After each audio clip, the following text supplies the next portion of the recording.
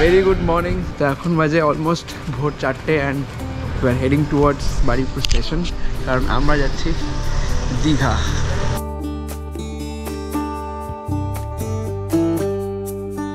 সাথে আমার সঙ্গী এই মহিলাটা, যে আমাকে একদম ব্লগ করতে দেয় না। এখন অ্যাকচুয়ালি দুটো ট্রেন আছে, একটা 4:03 আর একটা হচ্ছে 4:34। হ্যাঁ, তো সময় একদম নেই। তো ইউটিএসে আমি বারুইপুর টু শিয়ালদার টিকিটটা কেটে ফেলছি চট করে।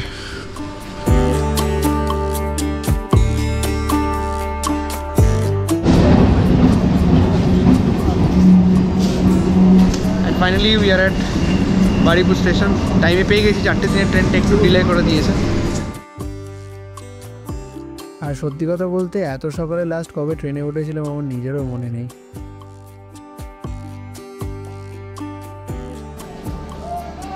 তো নেমে গেলাম শিয়ালদা স্টেশনে। এখন এখান থেকে যাবো আমরা হাওড়া স্টেশনে। তো বেরিয়েই প্রথমে বাস ধরতে হবে, দেখা যাক এখন বাস কতটা কি পাওয়া যায়।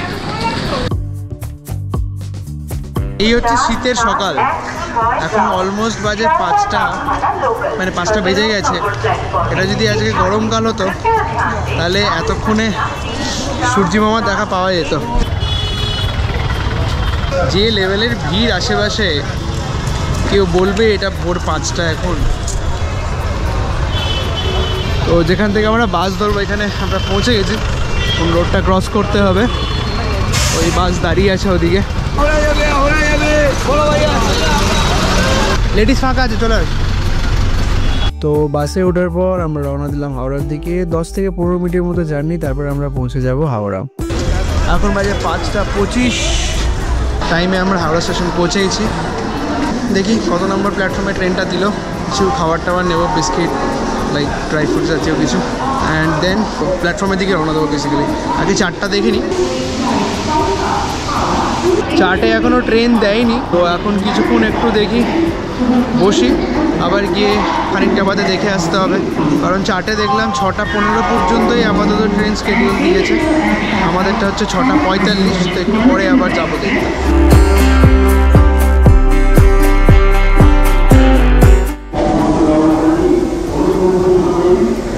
আমাদের ট্রেনটা হচ্ছে 19 নম্বর প্ল্যাটফর্মে দিয়েছে, তো সেদিকে এখন যাব। এখন আমরা আছি 5 নম্বর প্ল্যাটফর্ম, 19 নম্বরে যাবো, অনেকটাই হাঁটা পথ। চলো আস্তে আস্তে যাই, বেশিক্ষণ আর টাইম নেই। আর হাফ অ্যান আওয়ারের মধ্যে আমাদের ট্রেন জার্নি মোটামুটি স্টার্ট হয়ে যাবে।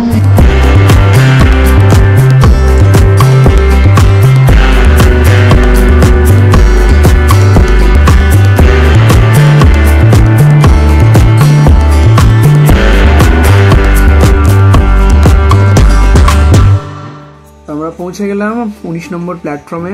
আমাদের ট্রেন ছিল তাম্রলিপ্ত এক্সপ্রেস, ট্রেন নাম্বার 12857। আর যেমনটা তোমাদের আগেই বলেছি যে এটা 6:45-এ হাওড়া থেকে ছাড়ে, আর এটা ডেলি চলে। আর মোটামুটি 3.5 থেকে 4 ঘন্টার মধ্যে এটা দীঘাতে পৌঁছে দেয়। তো ফাইনালি উঠে গেছি আমাদের কোচে। আমাদের ট্রিপ ইজ অন। 6:45-এ ট্রেন ছাড়বে। তো একদমই সঠিক টাইমে আমাদের ট্রেন হাওড়া থেকে রওনা দিল দীঘার উদ্দেশ্যে।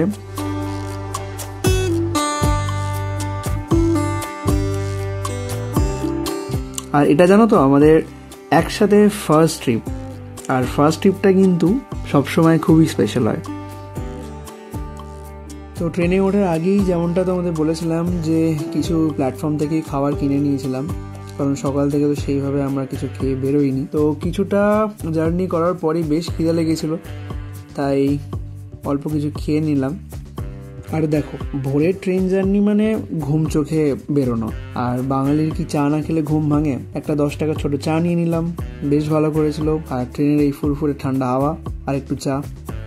তো ফাইনালি পৌঁছালাম স্টেশনে, ঢুকছে গাড়ি। অনেকটাই লেট, 10:40-এ অলমোস্ট দীঘাতে পৌঁছালো। 10:05-এ ঢোকার কথা ছিল যেখানে।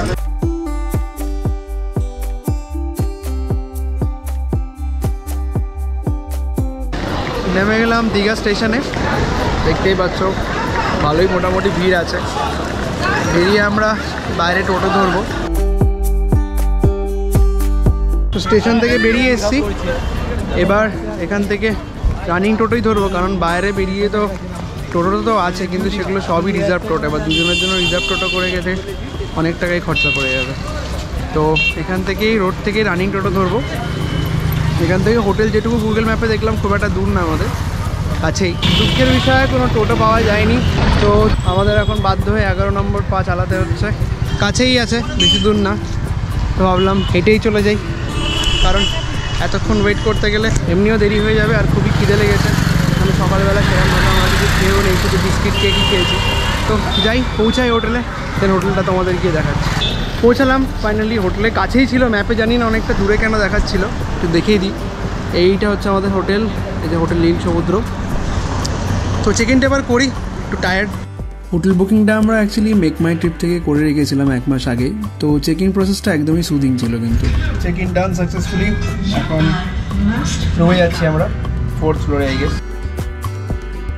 তো চেক ইন শেষ হলো, দেন আমাদের কিন্তু একটা বেশ নিট অ্যান্ড ক্লিন রুম দিয়েছিল, দেখতে বেশ ভালো ছিল ভেতরটা। অ্যান্ড ইনফ্যাক্ট ব্যালকনি থেকে ভিউটাও কিন্তু খুব ভালো ছিল। চলো আগে একটু ফ্রেশ হয়নি, দেন ভালো করে একটা নয় রুম ট্যুর দেওয়া যাবে, কারণ সত্যি বলতে একটু এক্সস্টেড আর খুবই খিদে লেগেছে। তো আগে একটু ফ্রেশ ট্রেশ হয়ে আবার তোমার সঙ্গে দেখা হচ্ছে। তো জাস্ট আমাদের লাঞ্চটা দিয়ে গেল।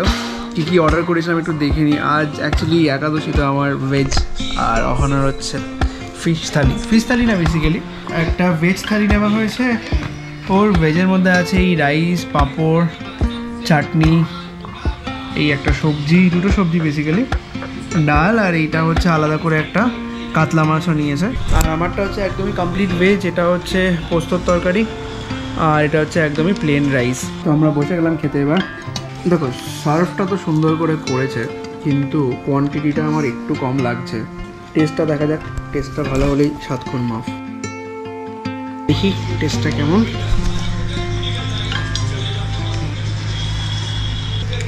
খারাপ না, ঠিকঠাক।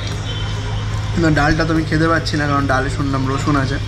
এবার একটু রেস্ট নিতে হবে, কারণ আমাদের তো ট্রেন ছিল সকালবেলা 6:45-এ। তো সেই অনুযায়ী 3টের সময় উঠে আমাদের বেরিয়ে পড়তে হয়েছে। তো এখন একটু রেস্ট নেবো, একটু ঘুমাবো, দেন বিকালবেলায় আবার সি বিচের দিকে যাবো। তো উইথ দ্যাট সেড আমরা কিন্তু ব্লগের এন্ডে চলে এসেছি, কারণ এই ব্লগটা কিন্তু বেসিক্যালি আমি 3টে সেগমেন্টে ভাগ করে দিয়েছি, নাহলে ভিডিওটা অনেক লম্বা হয়ে যেত। তো তোমাদের যদি এতটুকু ভালো লেগে থাকে, দেন অবশ্যই কিন্তু ভিডিওটাকে লাইক করো, আর চ্যানেলটা কিন্তু সাবস্ক্রাইব করে রেখো, যাতে নেক্সট পার্টটা কিন্তু আমি খুব তাড়াতাড়ি আপলোড করবো, আর সেটা চলে এলে তোমরা কিন্তু একদমই নোটিফাইড হয়ে যাবে। তো till then, take care and stay safe, tata.